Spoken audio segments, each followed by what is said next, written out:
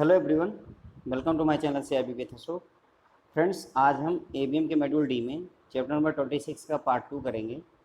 तो फ्रेंड्स, इस लेक्चर में हम ये देखेंगे कि क्रेडिट मैनेजमेंट के कंपोनेंट्स, वेरियस कंपोनेंट्स क्या क्या होते हैं, उन्हीं कंपोनेंट्स में अप्रेजल क्या होता है और रीस्ट्रक्चरिंग या रिहैबिलिटेशन वगैरह क्या होता है, इन सब के बारे में जानेंगे फ्रेंड्स। ओके, तो स्टार्ट करते हैं। कंपोनेंट्स ऑफ क्रेडिट मैनेजमेंट में पहला जो पॉइंट है वो है लोन पॉलिसी ऑफ बैंक।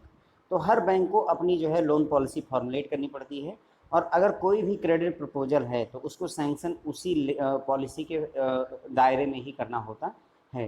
तो ईच बैंक फॉर्मुलेट करता है अपनी खुद की लोन पॉलिसी, और कोई भी क्रेडिट प्रपोजल अगर सैंक्शन होगा तो उसी पॉलिसी के फ्रेमवर्क के विदिन में ही वो सैंक्शन होता है। अब जब कोई भी बैंक अपना जो है लोन की पॉलिसी बनाता है, फॉर्मुलेट करता है, तो वो वेरियस फैक्टर्स के अकॉर्डिंग ही अपनी लोन पॉलिसी को बनाता है। यानी उसको जो लोन पॉलिसी होती है वो इन्फ्लुएंस होती है किससे? जैसे मार्केट कंडीशन कैसी है, जो कंपटीटर हैं, दूसरे बैंक हैं, उनकी पॉलिसी कैसी है, बैंक की खुद की स्वॉट एनालिसिस। स्वॉट का मतलब होता है strength, weakness, opportunity and threat. ठीक है, तो स्वॉट एनालिसिस करता है बैंक, स्वॉट एनालिसिस करता है, और RBI की गाइडलाइन को भी ध्यान में रखते हुए ही जो लोन की पॉलिसी बनाता है। ठीक है फ्रेंड्स, तो कोई भी बैंक जो है जब लोन की पॉलिसी बनाता है तो किन किन बातों को ध्यान में रखता है? मार्केट की कंडीशन कैसी है, कंपटीटर जो बैंक है उनकी पॉलिसी कैसी है, बैंक जो है खुद अपनी स्वॉट एनालिसिस करता है, strength, weakness, opportunity and threat analysis करता है, और जो है RBI की गाइडलाइन को भी ध्यान में रखते हुए ही अपनी पॉलिसी को बनाता है। अब यहाँ पर कुछ बातें हैं, जैसे कि लोन पॉलिसी बनाते समय किन किन बातों के बारे में गाइडलाइन नॉर्मली बनाई जाती है। जब लोन पॉलिसी बनती है तो गाइडलाइन किन बातों के बारे में बनाई जाती है? तो कुछ उसमें से है, जैसे exposure limit for single borrower and group. Single borrower के लिए एक्सपोजर लिमिट क्या होगी, या ग्रुप अगर है तो उसके लिए एक्सपोजर की लिमिट क्या होगी, यानी मैक्सिमम हम कितना लोन दे सकेंगे। Exposure limit for individual sector, अलग अलग इंडिविजुअल सेक्टर के लिए एक्सपोजर लिमिट कितनी होगी, जैसे रियल इस्टेट के लिए हम कितना करेंगे, कैपिटल मार्केट में कितना इन्वेस्ट कर सकते हैं, स्टील में, सीमेंट में, सॉफ्टवेयर में। तो इन सभी बातों के बारे में लोन पॉलिसी में जिक्र होता है, गाइडलाइन बनाई जाती है। Discretionary power at various level for sanctioning of credit proposal. Credit proposal को अप्रूव करने के लिए किसको कितनी पावर है, जैसे स्केल 1 को कितनी पावर है, स्केल 2 को कितनी पावर है, स्केल 3 को पावर कितनी है। इन सभी बातों के बारे में जो लोन पॉलिसी फॉर्मुलेट की जाती है तो उनमें इन सभी बातों को इंक्लूड किया जाता है फ्रेंड्स। ओके, तो हमने क्या जाना कि ये क्रेडिट मैनेजमेंट के कंपोनेंट में होता है। पहला टॉपिक हमारा लोन पॉलिसी बैंक की। तो हर बैंक अपनी खुद की लोन पॉलिसी बनाता है। पहली बात ये ध्यान रखिएगा कि सभी बैंकों की अपनी खुद की लोन पॉलिसी होती है, कोई कॉमन लोन पॉलिसी फॉलो नहीं होती है। अब अगर कोई भी क्रेडिट लोन का प्रपोजल आता है तो वो उसी पॉलिसी के अंतर्गत ही जो है अप्रूव होगा। जैसे मान लीजिए कोई बैंक कहता है कि हम 1 करोड़ रुपए का ही कार लोन देंगे, तो वो बैंक का कोई भी लोन जो है 1.5 करोड़ रुपए के लिए कार का लोन कोई भी पास नहीं कर सकता है। मैक्सिमम 1 करोड़ की ही अगर पॉलिसी है तो आप 1 करोड़ तक का ही लोन दे सकते हैं। मिनिमम अगर 1 लाख रुपए की लोन देने की पॉलिसी है तो कोई 50,000 रुपए का लोन कार के लिए नहीं दे सकता है। तो ये हो गया मतलब कहने का कि हर बैंक अपनी खुद की पॉलिसी बनाएगा, और कोई भी लोन अगर पास होगा तो उसी पॉलिसी के अंतर्गत ही पास होता है। जब लोन पॉलिसी बनती है तो किन किन बातों को, किन किन फैक्टर्स को ध्यान में रखा जाता है? मार्केट की कंडीशन को, कंपटीटर की पॉलिसी को, स्वॉट एनालिसिस को, और RBI की गाइडलाइन को ध्यान में रखते हुए बनाया जाता है। अब जो लोन पॉलिसी बनती है फ्रेंड्स, उनमें किन किन बातों को जो है ध्यान रखा जाता है, किन किन बातों को इंक्लूड किया जाता है? तो किसी सिंगल बारोअर के लिए या ग्रुप के लिए एक्सपोजर लिमिट क्या होगी, मैक्सिमम कितना लोन दिया जाएगा। इंडिविजुअल सेक्टर के लिए एक्सपोजर लिमिट क्या होगी, जैसे हम स्टील इंडस्ट्री में मैक्सिमम बैंक कितना अपने अपने जो कैपिटल है उसका टोटल, उसका 15% इन्वेस्ट करेगा कि 25% तक लोन दे सकता है या 50% तक दे सकता है, उसकी लिमिट सेट कर दी जाती है। और हर एक लेवल पर कौन कितने करोड़ का लोन कर सकता है उसकी पावर जो है स्पेशली मेंशन होनी चाहिए। ठीक है फ्रेंड, तो ये पहला कंपोनेंट हो गया। दूसरा कंपोनेंट होता है आपका फ्रेंड्स अप्रेजल। अब सवाल ये है कि अप्रेजल होता क्या है? तो देखिए, कोई भी लोन देने वाला लेंडर जो होगा अपनी मतलब जो है बारोअर को पैसे देने से पहले कोई एज पर हिज प्रपोजल, मतलब जो बारोअर होगा वो आपसे कोई कस्टमर आएगा, आपसे बोलेगा कि सर मुझे 10 करोड़ रुपए का लोन चाहिए। तो आप मान लीजिए बैंक मैनेजर हैं, इसके 4 या 5 जो भी हैं आप, 10 करोड़ रुपए का लोन, तो ऐसे आप तुरंत ही 10 करोड़ रुपए का लोन, ठीक है आइए, ऐसे नहीं होगा कि मतलब जो है वो साबुन है और उठा करके दे दिया 10 रुपए का। नहीं, आप उसके बारे में बहुत सारी बातें पहले एनालिसिस करेंगे। ठीक है, कौन कौन सी बातें आपके दिमाग में आएंगी? तो वो होगा कि क्या बारोअर ट्रस्टवर्थी है, मतलब जो लोन लेने आया है उस पर विश्वास किया सकता है, वो मेरे जो पैसा लेकर जाएगा 10 करोड़ उसका क्या करेगा, जिस प्रोजेक्ट या काम में वो पैसा लगाना चाह रहा है क्या वो काम विएबल है, मतलब ठीक है, वो चलेगा आगे कि नहीं चलेगा, और कौन कौन से रिस्क इन्वॉल्व हैं। जैसे 10 करोड़ रुपए ला करके किसी ने बोला कि सर हम जो है मकान बनवा देंगे, फ्लैट बनवा देंगे और फ्लैट को बेचेंगे, तो अब आपका सवाल ये होगा कि क्या ये प्रोजेक्ट विएबल है, मतलब ऐसी जगह पर है जहाँ पर ये बिक जाएगा, ऐसा तो नहीं कहीं जंगल वगैरह में बना दिए जहाँ पर अभी लोग फ्लैट ही ना खरीदें तो पैसा फंस जाएगा। ठीक है, फिर और कुछ क्वेश्चन है कि मतलब मैं जितना वो जैसे 10 करोड़ रुपए मांग रहे उतना पूरा 10 करोड़ दे दूं, या सिर्फ 5 करोड़ या 6 करोड़ ही दे दूं, यानी जितनी अमाउंट वो मांग रहा है उतना दूं या उससे कम दूं या ज़्यादा दूं, वो भी देखना है। रीपेमेंट के टर्म्स क्या होंगे, इंटरेस्ट रेट कितना लगाऊंगा मैं, ये सारी बातें वो ध्यान रखेगा। क्या मुझे कोलेट्रल लेने की ज़रूरत है, क्या मुझे जो है इससे मॉर्गेज वगैरह करवाने की ज़रूरत है, या कोई पर्सनल गारंटी लेने की ज़रूरत है, या फिर ऐसे ही लोन दे दूँ, और कैसे चार्ज क्रिएट होगा, मतलब कैसे जो है कोलेटरल सिक्योरिटी क्रिएट होगी, क्या डॉक्यूमेंट लेने की ज़रूरत है, ताकि मैं कोर्ट में अगर अपना क्लेम करना चाहूँ कि भाई मेरा पैसा वापस कर दीजिए, सरफेसी वगैरह लगाना चाहूँ तो उसके लिए क्या क्या डॉक्यूमेंट्स मुझे मिलने चाहिए, ये सारी बातें जो है उसके दिमाग में आती हैं। और the process for finding the answer to above question is credit appraisal. और अगर इन सभी प्रश्नों के उत्तर जब पाने की आप कोशिश करते हैं तो इसका मतलब वही क्रेडिट अप्रेजल होता है फ्रेंड्स। क्या होता है, क्रेडिट अप्रेजल। अगर आपने इन सभी बातों के आंसर फाइंड कर लिए इसका मतलब आपने क्रेडिट अप्रेजल कर दिया, मतलब किसी लोन को जो है अप्रेजल कर दिया, मतलब उसको देख लिया कि हाँ ठीक है। ठीक है फ्रेंड्स, तो अप्रेजल का मतलब ये होता है कि हम ये जान लें कि जो हम पैसा दे रहे हैं कस्टमर सामने वाला कैसा है, क्या वो पैसा मेरा लौटा पाएगा कि नहीं लौटा पाएगा, जितना पैसा मांग रहा है उतना दे दूँ या उससे कम दे दूँ, ये सारी बातों के अगर आप आंसर ढूंढ लेते हैं तो फ्रेंड्स वही आपका क्रेडिट अप्रेजल कहलाता है।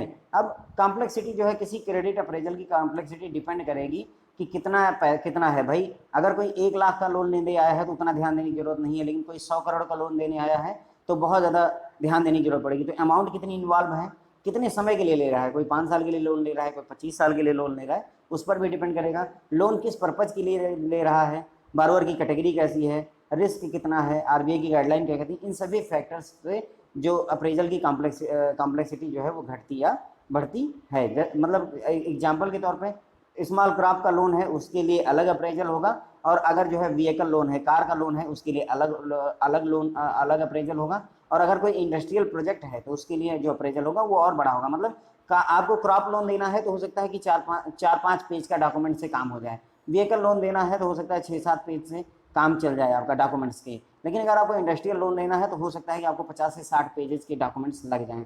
मतलब ये एक एग्जांपल है। ठीक है, अप्रेजल जो डिपेंड करता है वो किस बात पर डिपेंड करता है कि भाई कितना अमाउंट है, कितने समय के लिए है, पर्पज़ क्या है लोन का, इन सभी बातों पर डिपेंड करता है। इसीलिए जो क्रेडिट अप्रेजल होगा वो स्मॉल लोन के लिए, स्मॉल क्रॉप लोन के लिए अलग, व्हीकल लोन के लिए अलग, और इंडस्ट्रियल लोन के लिए अलग होगा। ठीक है फ्रेंड्स, तो हमने दूसरी बात क्या जान ली, अप्रेजल क्या होता है। तो क्रेडिट का अप्रेजल का मतलब होता है किसी लोन को, कोई कस्टमर आपके पास आया, उसने लोन आपसे डिमांड किया, यदि आप उसके लोन के बारे में स्टडी करते हैं, उस कस्टमर के बारे में स्टडी करते हैं और फिर उसे लोन देने के लिए राजी होते हैं तो ही समझ लीजिए आपने क्रेडिट का अप्रेजल किया। नहीं भी राजी होते हैं वो आपकी मर्जी पर है, लेकिन मतलब कहने का असेसमेंट आपने एक तरीके से कर ली तो वही क्रेडिट अप्रेजल होता है फ्रेंड्स। ओके, उसका हमने अब तीसरा टॉपिक है इसी में, ये कंपोनेंट ही है फ्रेंड्स, डिलीवरी। देखिए आगे चल करके फ्रेंड्स ये इसी यूनिट में, इस मॉड्यूल डी में आपके ये चैप्टर बन जाएंगे। डिलीवरी एक चैप्टर है, कंट्रोल एंड मॉनिटरिंग एक चैप्टर होगा, ये एक चैप्टर का रूप लेंगे। यहाँ पर हम छोटे छोटे मतलब स्मॉल फॉर्म में इसे देख ले रहे हैं। तो डिलीवरी का क्या मतलब होता है, this is related to legal aspect of documentation and creation of charge over security.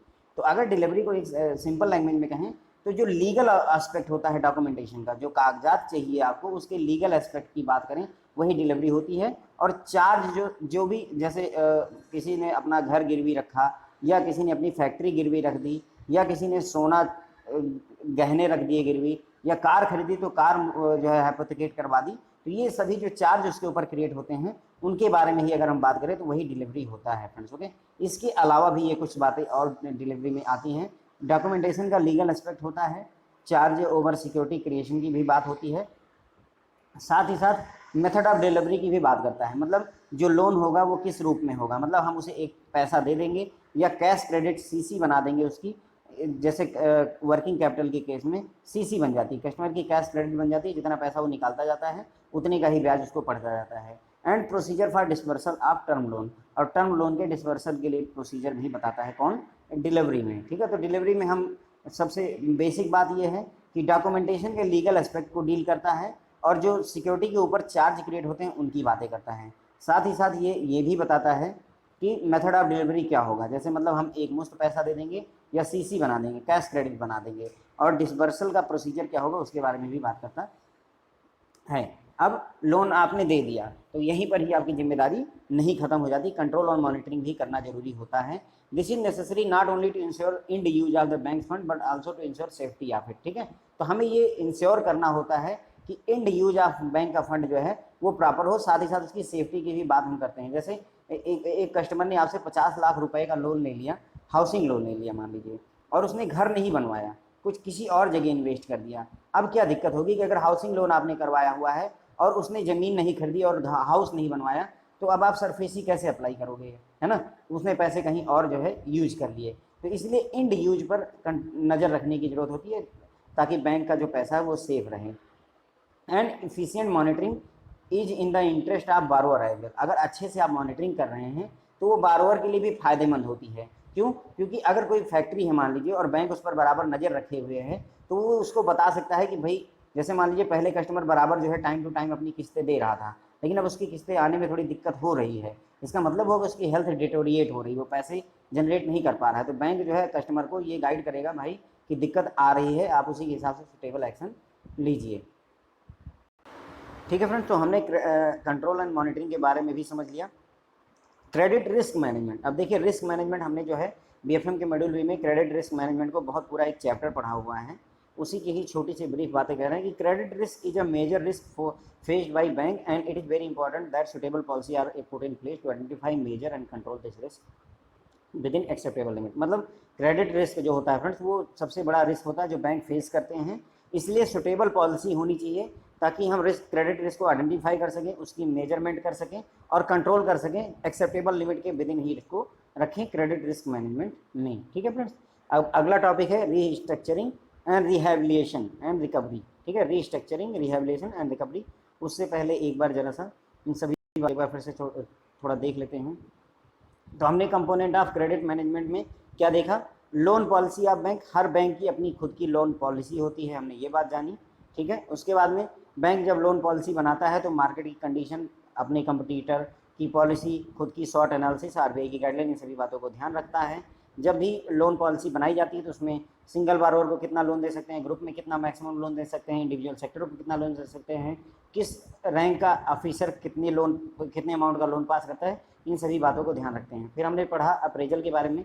जब भी कोई लेंडर जो है अपना लोन किसी कस्टमर को देता है तो वो किन किन बातों को ध्यान रखता है कि कस्टमर पैसा लौटा पाएगा कि नहीं लौटा पाएगा, जिस प्रोजेक्ट में वो पैसा इन्वेस्ट कर रहा है वो प्रोजेक्ट ठीक है या नहीं है, उसके बाद में मैं जितना पैसा वो मांग रहा है उतना दे दूं या उससे कम दे दूं, रीपेमेंट कितने समय में करेगा, इंटरेस्ट रेट क्या चार्ज करूंगा, मुझे क्या सिक्योरिटी डिपॉजिट लेने की ज़रूरत है, कोई गारंटी लेने की ज़रूरत है, कोलेटरल की ज़रूरत है या नहीं है। अगर इन सभी बातों को आंसर फाइंड कर लेता है बैंकर तो वही क्रेडिट अप्रेजल कहलाता है फ्रेंड्स। ओके, अब क्रेडिट अप्रेजल जो है डिफरेंट होते हैं। क्रॉप लोन के लिए क्रेडिट अप्रेजल छोटा होगा, इंडस्ट्रियल के लिए बड़ा होगा, कॉम्प्लेक्स भी उतना ही होता जाएगा जितना ही ज़्यादा अमाउंट ज़्यादा बड़ी होगी। कि 3000 करोड़ रुपए का जो है लोन दिया जा रहा है तो ऑब्वियसली जो अप्रेजल होगा वो बहुत ज़्यादा बड़ा होगा और समझदारी से ही डिसीजन लेना पड़ेगा फ्रेंड्स। ओके, उसका फिर हमने डिलीवरी के बारे में पढ़ा। डिलीवरी में हमने बेसिकली क्या देखा कि जो डॉक्यूमेंटेशन होते हैं, जब भी लोन होता है तो जो डॉक्यूमेंटेशन के लीगल एस्पेक्ट हैं उनकी बात अगर हम करते हैं तो वही डिलीवरी होती है।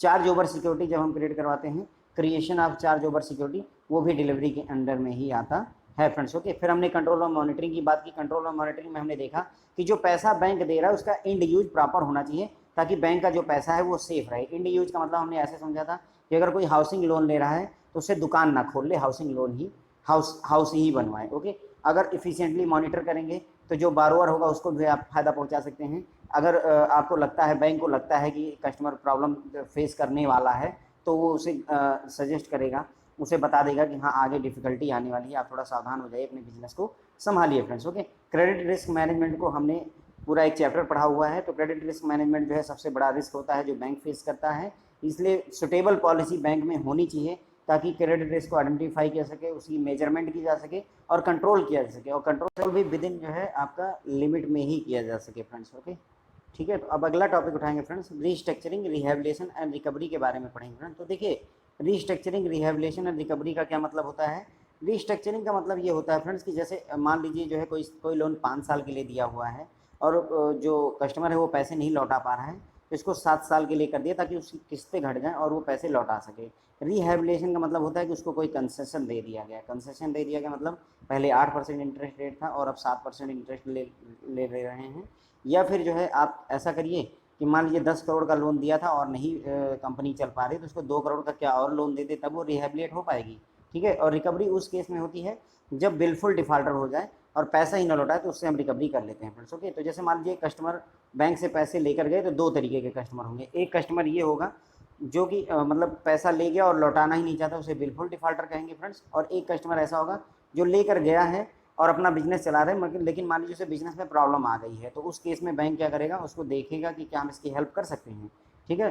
तो क्या करें कि अगर बेस्ट लोन पॉलिसी भी हो बैंक की, अप्रेजल भी बेस्ट तरीके से किया गया, डिलीवरी भी ठीक हुई हो, कंट्रोल और मॉनिटरिंग भी कर रहे हो, उसके बावजूद भी क्रेडिट डिफॉल्ट पॉसिबल होता है एक जेन्युइन बिजनेस प्रॉब्लम की वजह से या जानबूझकर जो है डिफ़ॉल्ट करने की कोशिश की गई हो। तो अगर जेन्युइन बिजनेस प्रॉब्लम है तो उस केस में बैंक क्या करेगा, एग्जामिन करेगा कि क्या उसे एडिशनल असिस्टेंस दे दी जाए। मतलब 10 करोड़ का लोन पहले दिया, क्या 2 करोड़ का लोन दे दें तो काम बन जाएगा, कंसेशन दे दिया जाए। 8% इंटरेस्ट था, अब 7% कर दें तो चल जाएगा। ठीक है, रिफेज कर दें जो है लोन को, ताकि इंटरप्राइज फिर से चलने लगे और हमारा पैसा लौट आए। ठीक है। और अगर दूसरे टाइप के कस्टमर होते हैं तो क्या करेंगे, विलफुल डिफॉल्टर तो रिकवरी करेंगे। अब वाइडली नोन टर्म कौन कौन से होते हैं फ्रेंड्स, एक तो होता है सिक यूनिट्स कहते हैं, सिक एसएसआई यूनिट कहते हैं, सिक यूनिट कह देते हैं। या फिर दूसरा होता है CDR, corporate debt restructuring, corporate debt restructuring. Friends आपको ये फुल फॉर्म पूछा सकता है, ध्यान रखिएगा ज़रा सा। ठीक है। How ever if rehabilitation is not consider feasible, अगर मान लो रिहेबिलिट नहीं कर सकता, किसी इंडस्ट्री को दोबारा जीवित नहीं कर सकता है, वो मतलब अब बीमार हो चुकी है और 10 करोड़ का लोन दिया था, अब लौटने की कोई उम्मीद नहीं है ना। And if rehabilitation process does not yield the desired, या फिर आपने रिहेबिलिट किया, मान लीजिए 10 करोड़ का लोन दिया था और वो बीमार पड़ी जब इंडस्ट्री या नहीं पैसे कमाना शुरू किया, तो आपने 2 करोड़ का लोन और दे दिया, उसके बावजूद भी इंडस्ट्री अभी भी चलना नहीं चाह रही है, तो या फिर जो है बिलफुल डिफॉल्टर है, तो उस केस में जो है बैंक रिकवरी की प्रोसेस को स्टार्ट कर देता है। यानी अगर रिहेबिलिटेशन पॉसिबल नहीं है या रिहेबिलिट किया लेकिन फिर भी फ़ायदा नहीं हुआ, या फिर बिलफुल डिफॉल्टर है, तो बैंक रिकवरी प्रोसेस स्टार्ट करता है। अब चाहे उसके लिए बैंक्रप्सी वगैरह करवाए या फिर जो है मतलब उनकी जायदाद वगैरह जब्त करके पैसे वसूलेगा फ्रेंड्स। ओके। फिर रीफाइनेंस होता है। रीफाइनेंस का क्या कॉन्सेप्ट होता है फ्रेंड्स, देखिए जैसे नाबार्ड हो गए आपके, है ना, सिडबी वगैरह हो गए, ये क्या करते हैं, बैंक को पैसे प्रोवाइड कर देते हैं कि आप फर्दर जो है आगे लोगों में बांटिए, इस तरीके का। This aspect of credit management assume important in the time of tight liquidity position, जब लिक्विडिटी यानी पैसों की क्रंच होती है, कमी होती है, उस समय ये बहुत फ़ायदेमंद साबित होता है। ठीक है। और गाइडलाइन पहले से ही बनी हुई है, अगर आपको नाबार्ड, सिडबी या आरबीआई से रीफाइनेंस लेना है, certain priority sector advances, priority sector के एडवांसेस के लिए अगर आपको पैसे लेने हैं नाबार्ड से, सिडबी से, आरबीआई से, तो उसके लिए गाइडलाइन जो है पहले से ही बनी हुई है फ्रेंड्स। ओके। तो इसमें होता क्या है, ऐसे रीफाइनेंस मतलब फाइनेंस तो आप करते हैं, रीफाइनेंस आपको जब सिडबी या नाबार्ड फाइनेंस करता है तो उसे ही फ्रेंड्स रीफाइनेंस कह देते हैं। मतलब जो आपने लोन दिया है उस लोन के बदले में आपको लोन देना, एक तरीके से रीफाइनेंस हो जाता है फ्रेंड्स। ओके। अब अगला टॉपिक उठाएंगे फ्रेंड्स, होप आपको क्लियर हो गया होगा। हमने यहाँ पर क्या समझ लिया, क्रेडिट रिस्क मैनेजमेंट के बारे में हमने समझ लिया, पूरा एक चैप्टर पढ़ा हुआ है।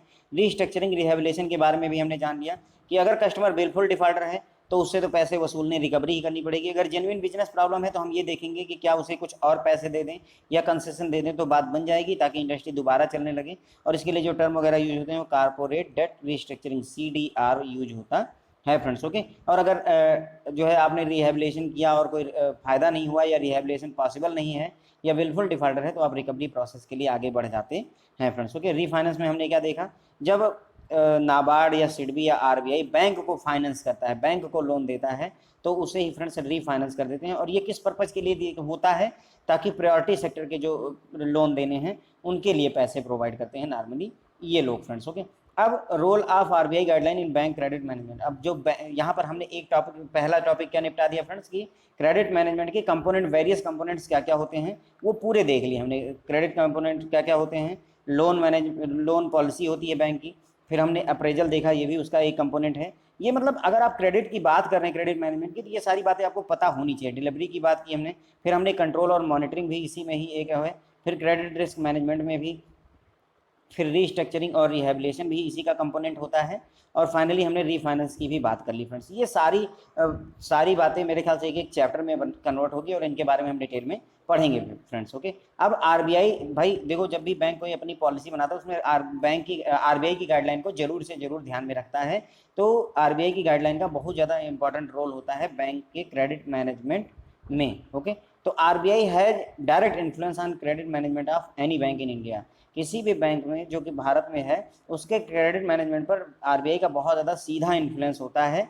ठीक है, और आरबीआई की गाइडलाइन को फॉलो करना और उसकी कंप्लायंस को बनाए रखना मोस्ट इंपॉर्टेंट टास्क होता है क्रेडिट डिपार्टमेंट का। किसी भी बैंक के, अगर कोई भी बैंक का क्रेडिट डिपार्टमेंट है तो उसका इंपॉर्टेंट वर्क कौन सा होता है कि वो आरबीआई की गाइडलाइन को कंप्लायंस करे, उसको फॉलो करे। अब कुछ जो है जो गाइडलाइन और पॉलिसी बनाई गई है आरबीआई के द्वारा क्रेडिट मैनेजमेंट के लिए, उनमें से एक पॉलिसी है इंड यूज ऑफ फंड। ठीक है, इंड यूज ऑफ फंड, और इसके अलावा आपका प्रायोरिटी सेक्टर के लिए भी गाइडलाइन है आरबीआई की, उसके बाद एमएसएमई के लिए भी गाइडलाइन है आपकी, उसके बाद में इंटरेस्ट रेट के लिए भी एमसीएलआर के लिए भी गाइडलाइन है। काफ़ी सारी गाइडलाइंस हैं। तो इस लेक्चर में हम सिर्फ इंड यूज ऑफ फंड देखेंगे, अगले लेक्चर में हम प्रायोरिटी सेक्टर के बारे में देखेंगे और एमएसएमई जो है एक्ट के बारे में देखेंगे फ्रेंड्स। ओके, तो इंड यूज ऑफ फंड का मतलब वही सिंपल लैंग्वेज में कि हाउसिंग लोन के लिए अगर कस्टमर ने 50 लाख रुपए लिए हैं तो भैया हाउस ही बनवाना पड़ेगा। आप ये नहीं कर सकते ये अपनी दुकान खोल लीजिए या फिर पैसा जो है कार खरीद लीजिए, ये नहीं कर सकते। इंड यूज जो है जिस पर्पज के लिए लोन लिया गया उसी पर्पज में इंड में यूज होना चाहिए, बस यही है इंड यूज ऑफ फंड। ठीक है, it is primary responsibility of bank to ensure proper end use of bank fund, monitor the fund flow. ठीक है, तो ये बैंक की रिस्पॉन्सिबिलिटी होती है कि वो इंड यूज बैंक फंड का प्रॉपर मॉनिटर करे उसको, और ये इंश्योर करे कि जो इंड यूज है वो सही हुआ है। Therefore it is necessary for bank to evolve such arrangement as may be consider necessary to ensure the withdrawal from the cash credit या OD accounts are strictly for the purpose which the credit limit has been sanction to them. ठीक है, तो ये bank को ensure करना पड़ेगा कि जो सीसी या ओडी आपने अलाउ की हुई है कस्टमर को, उसमें से जो विड्रॉल हो रहे हैं वो स्ट्रिक्टली उसी पर्पज के लिए हो रहे हों जिस पर्पज के लिए आपने क्रेडिट लिमिट को सैंक्शन किया हुआ है। और there should be no diversion, कोई डाइवर्जन नहीं होना चाहिए। वर्किंग कैपिटल फाइनेंस मतलब वर्किंग कैपिटल फाइनेंस आपने लिया हुआ है, मतलब डे टू डे आपका काम, कोई फैक्ट्री है उसमें वर्किंग कैपिटल आपने लिया हुआ है, उसमें मतलब कि आपका डेली काम चलता रहे उसके लिए आपने लिया हुआ है। आप उस पैसे का यूज ऐसे मत कर दीजिए कि आप जो है फिक्स एसेट जो है परचेज कर रहे हैं या इन्वेस्टमेंट कर रहे हैं किसी कंपनी में, उसकी सब्सिडरी में कर रहे हैं, या शेयर परचेज कर रहे हैं, डिवेंचर परचेज कर रहे हैं, म्यूचुअल फंड परचेज कर रहे हैं, या अदर इन्वेस्टमेंट कैपिटल मार्केट में कर रहे हैं। यदि आपने पैसे लिए हुए हैं वर्किंग कैपिटल फाइनेंस के लिए तो उनका किसी और जगह पर डाइवर्जन नहीं होना चाहिए, किसी और पर्पज के लिए मत यूज करिए। ये एग्जाम्पल हो गया फ्रेंड्स आपका, एक एग्जाम्पल हो गया आपका कैश क्रेडिट या फिर ओडी आपने दी है, जिस पर्पज के लिए दिया है उसी पर्पज के लिए पैसे उसमें से निकाले जाएं। और दूसरा हो गया आपका कि अगर मान लीजिए आपने वर्किंग कैपिटल के लिए पैसे लिए हुए हैं तो उसका फिक्स एसेट या फिर जो है म्यूचुअल इन्वेस्टमेंट यहाँ पर मत करिए जो है। ठीक है, और एक आपका हाउसिंग लोन वाला मैंने आपको बता ही दिया था friends. Okay, thank you so much friends, I hope कि आप लोगों को पसंद आया होगा। फ्रेंड्स मेरी आप लोगों से रिक्वेस्ट है कि प्लीज़ जो है अपने दोस्तों को भी हमारे चैनल के बारे में बताएं। Thank you so much.